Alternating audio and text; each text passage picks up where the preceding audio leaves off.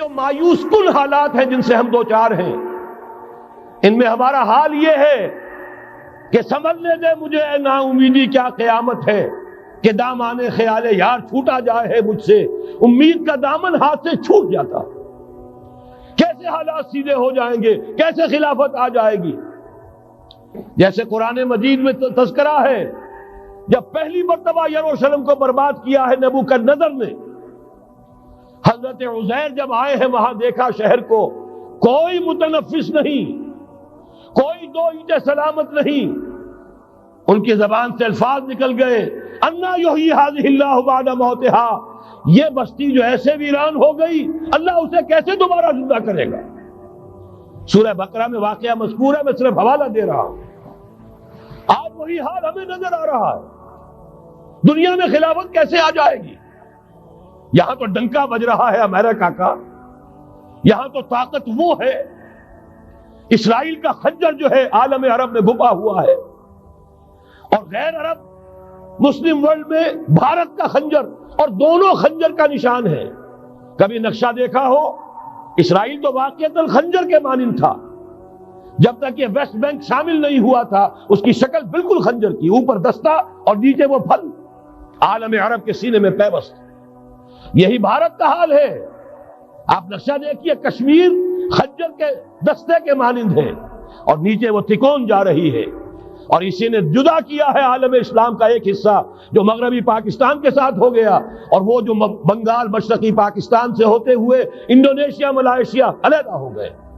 اس پورے کو ذہن میں رکھیے تو یہاں بھی وہ خنجر اسی طرح پیوست ہے۔ حالات اتنے مایوس کن، ہماری کوئی حیثیت نہیں، ہمارے حکمرانوں کے دنیا میں مذاق اڑتے ہیں، ہمارے مسائل ان کے زیر تسلط ہیں، ان کے قبضے میں ہے، ہماری پالیسیاں وہ بناتے ہیں، ہمارے لیے بجٹ انسٹرکشنز وہاں سے آتی ہیں، ٹیکسیشن پالیسیز ان کے احکام کے مطابق بنتی ہیں، پھر کہاں سے ہو جائے گا انا یحیی ھذہ اللہ بعد موتھا، کیسے زندہ کرے گا؟ میں اس کے لیے آپ کو یہ حدیث سے سنانا چاہتا ہوں تاکہ وہ یقین پیدا ہو۔ ایمان بالغیب جو پہلی شرط ہے قرآن مجید کی ہدایت سے استفادے کی،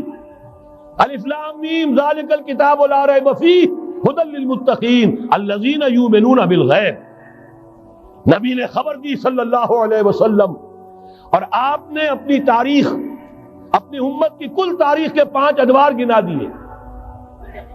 حضرت نعمان ابن بشیر کی حدیث مسند احمد ابن حنبل میں، تکون النبوۃ فیکم ما شاء اللہ ان تکون، مسلمانوں تمہارے مابین نبوت قائم رہے گی، موجود رہے گی، یعنی میں بنفس نفیس تمہارے مابین رہوں گا جب تک اللہ چاہے گا۔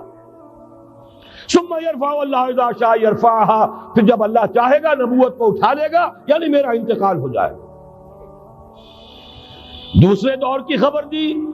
ثم تکون خلافۃ علی منہاج النبوہ، پھر ایک دور آئے گا خلافت کا این نبوت کے نقش قدم پر، کوئی فرق نہیں ہوگا، وہی نظام جو میں نے قائم کیا ہے جوں کا تو قائم رہے گا، میرے نقش قدم پر وہ خلافت ہوگی۔ فرمایا وہ بھی رہے گا جب تک اللہ چاہے گا، پھر وہ بھی ختم ہو جائے گا۔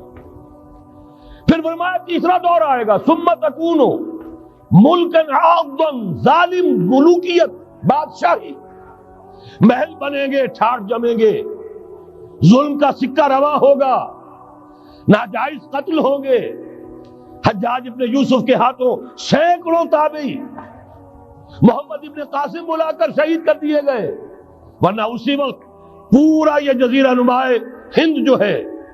انڈین پیننسولا، اس وقت پورا کا پورا مسلمان ہو جاتا۔ لیکن ملوکیت کو کبھی یہ برداشت نہیں ہوتا کہ کوئی شخص پبلک کے اندر مقبول ہونا شروع ہو جائے، پاپولر ہونا شروع ہو جائے، ان کے اقتدار کے لیے خطرہ ہو سکتا تھا۔ اسی دور ملوکیت میں واقعہ کربلا ہوا، حسین ابن علی رضی اللہ تعالی عنہما شہید ہوئے۔ اسی ظالمانہ حکومت کے دور میں واقعہ ہرہ ہوا، مدینے کی بے حرمتی ہوئی 3 دن تک۔ اسی کے دور میں حضرت عبداللہ ابن زبیر رضی اللہ تعالی عنہما شہید ہوئے۔ میں اب کیا کیا گنواؤں، حضور نے جب فرمایا ثم تکون ملکن عاضا، کاٹ کھانے والی ملوکیت، یہ اسی کی شرح ہے۔ فرمایا یہ دور بھی رہے گا جب تک اللہ چاہے گا، پھر جب اللہ چاہے گا اسے بھی اٹھا لے گا۔ پھر چوتھا دور آئے گا ثم تکون ملکن جبریا، پھر بادشاہی ہوگی غلامی کے ساتھ۔ میں نہیں کہہ سکتا اس وقت صحابہ نے اس کا مطلب کیا سمجھا ہوگا، اب چونکہ یہ دور ہمارے سامنے سے گزر چکا ہے، بلکہ ایک اعتبار سے ہم اسی دور میں سانس لے رہے ہیں، لہذا بات سمجھ میں آ رہی ہے کہ وہ ملوکیت چاہے ظالم تھی، بادشاہ مسلمان تو تھے، کلمہ گو تو تھے، ان میں بہت اچھے بھی ہوئے ہیں۔ تاریخ انسانی میں مسلمانوں کے جیسے عمدہ مثالیں ہیں عمدہ بادشاہوں کی، شاید تاریخ کے اندر کوئی اور مثالیں پیش نہ کی جا سکے۔ لیکن یہ کہ اس کے بعد جو دور آیا، کہیں ہم تاج برطانیہ کے غلام بن گئے، ملکہ برطانیہ، شاہ برطانیہ، ہز میجسٹیز گورنمنٹ، ہر میجسٹیز گورنمنٹ، کہیں فرانس کے، کہیں اٹلی کے، کہیں ہالینڈ کے، کہیں اور کسی کے، فرانس کے، اس طرح سے پورا عالم اسلام جو ہے کولونیل دور کے اندر غلامی کے دور میں چلا گیا۔ یہ چوتھا دور تھا، لیکن یہاں تھوڑا سا توقف کر لیجئے۔ یہ چوتھا دور ایک درجے میں ختم ہو گیا ہے،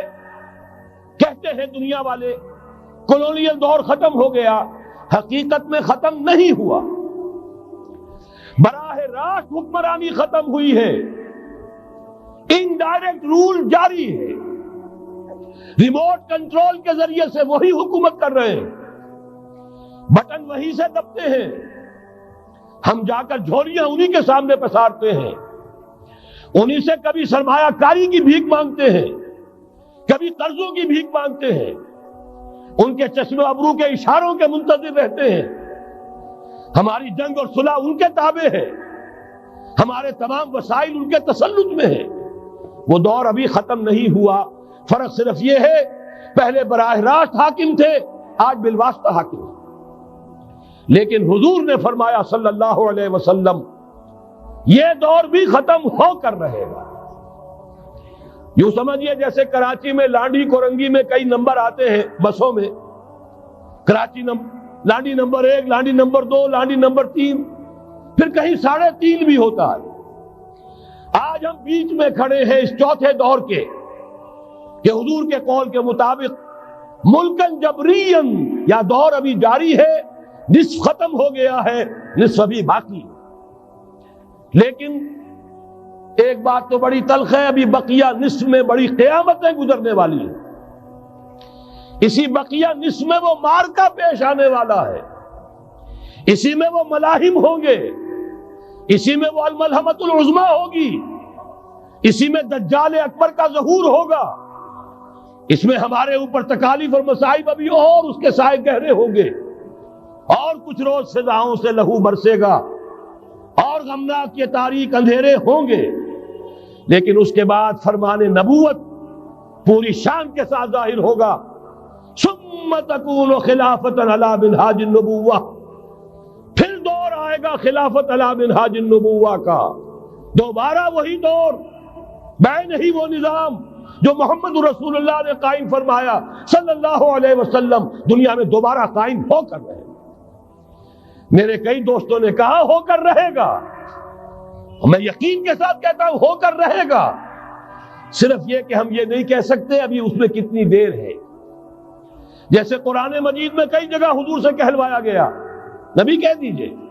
ان ادری اقریب ام بعید ما توعدون، لوگوں جو وعدہ تم سے کیا جا رہا ہے یہ تو میں نہیں کہہ سکتا وہ جلدی پورا ہوگا یا دیر میں، ہوگا ضرور پورا۔ ان اللہ لا یخلف المیعاد، اللہ تعالیٰ اپنے وعدے کی خلاف ورزی نہیں کرتا۔ تو محمد الرسول اللہ صلی اللہ علیہ وسلم کی دی ہوئی نوید، دوبارہ خلافت علی منہاج النبوہ کا نظام قائم ہوگا۔